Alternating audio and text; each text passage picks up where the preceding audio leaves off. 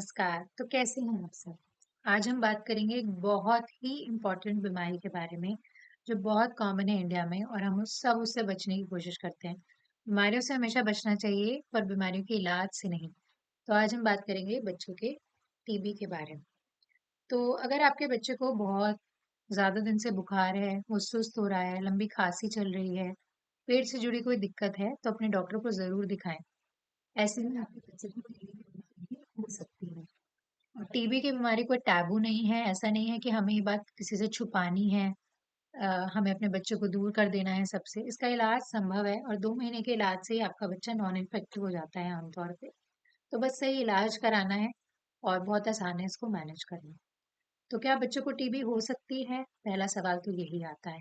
तो जी हाँ, बच्चों को टीबी हो सकती है और आमतौर पे भारत में देखा गया है कि करीब 13% बच्चों में टीबी होती है। बच्चों में टीबी के क्या लक्षण होते हैं? तो आमतौर पे 2 हफ्ते से ज़्यादा खाँसी होना, जो कि बीच-बीच में ठीक नहीं होती, आमतौर पे बढ़ ही रही है। बुखार और रात में पसीना आना, वज़न कम होना, विकास में रुकावट होना, गर्दन या अन्य भागों में गाँठें होना, थकान और कमज़ोरी होना इसके आम लक्षण होते हैं। तो बच्चों में टीबी की क्या जाँच है? तो पहली जाँच जो आपके डॉक्टर कराएँगे वो होगा चेस्ट एक्स-रे और मोन्टो टेस्ट। इससे अगर वो टीबी सस्पेक्ट करते हैं तो कंफर्म करने के लिए वो बच्चे की थूक की जाँच यानी कि जीएच-सीबी नैट करा सकते हैं। अगर टीबी पेट की सस्पेक्टेड है तो पेट का अल्ट्रासाउंड या सीटी स्कैन किया जाएगा और अगर दिमाग की टीबी है जो बहुत ही खतरनाक फॉर्म ऑफ टीबी होती है तो संग में सीएसएफ टेस्ट या एमआरआई ब्रेन का इस्तेमाल किया जा सकता है। बच्चों में टीबी का इलाज कैसे किया जाता है? तो बच्चों में टीबी का इलाज बहुत आसान है। सरकार ने जगह-जगह पे डॉट सेंटर खोले हैं। यहाँ पे मुफ्त टीबी की दवाइयाँ उपलब्ध हैं। टीबी का इलाज टोटल आमतौर पे 6 महीने चलता है। 2 महीने एक तरीके की दवाइयाँ और 4 महीने एक तरीके की दवाइयाँ। इन दवाइयों को कंबाइन करके भी सरकार ने अब फिक्स्ड ड्रग कॉम्बिनेशन यानी कि एफडीसी बना दी है। तो बस रोज सुबह बच्चे को एक गोली लेनी है और टीबी उसका इलाज अपने आप इतनी आसानी से हो जाता है। 2 महीने बाद आमतौर पे आपका बच्चा नॉन इन्फेक्टिव हो जाता है, पर पूरा इलाज 6 महीने चलता है। कुछ स्पेशल प्रकार की टीबी हैं जैसे दिमाग की टीबी जिनका इलाज 1 साल के अंतराल तक किया जाता है।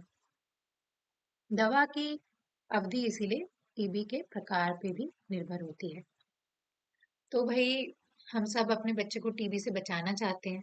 तो टीबी से बचाव कैसे किया जाए? तो पहली चीज है बीसीजी वैक्सीन जो बर्थ पे लगाई जाती है, नेशनल इम्यूनाइजेशन शेड्यूल का पार्ट है और मुफ्त में हर सरकारी अस्पताल में उपलब्ध है। इसके अलावा संक्रमण से बचने के लिए अगर कोई भी संक्रमित व्यक्ति है तो इनिशियल 2 से 3 महीने के लिए जब उसका इलाज चल रहा है तो अपने बच्चे को उससे दूर रखें। इसके अलावा नॉर्मल हाइजीन प्रिकॉशंस हमेशा फॉलो करने में बढ़िया रहता है और अपने बच्चे के न्यूट्रिशन का ध्यान रखें।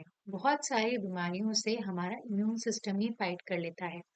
आमतौर पे देखा गया है कि जिन बच्चों को हम खाली पेट स्कूल भेज देते हैं, उनकी इम्यूनिटी लोअर होती है और उनको ज़्यादा बीमारियां पकड़ती हैं। इसलिए अपने बच्चे के पोषण का ध्यान रखेंगे तो आधी बीमारियों से वो खुद ही फाइट कर लेगा। अगला सवाल पूछा जाता है कि क्या टीबी इन्फेक्टिव है? क्या टीबी का संक्रमण होता है?